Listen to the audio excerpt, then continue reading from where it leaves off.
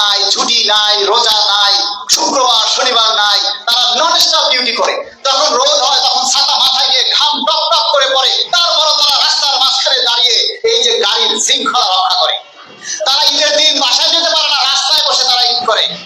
অনেক সেনাবাহিনীর সদস্য আছে যারা দেশে নিরাপত্তায় কাজ করছে, অনেক সৈনিক আছে যারা মানবতার জীবন যাপন করছে। অনেকেই বলে যে তারা অনেক কড়া মূল্যে রেশন পায়, সম্পূর্ণ ভুল কথা। একজন সেনাবাহিনীর সদস্য 8-10 বছরের চাকরি না হলে তারা রেশনই পায় না।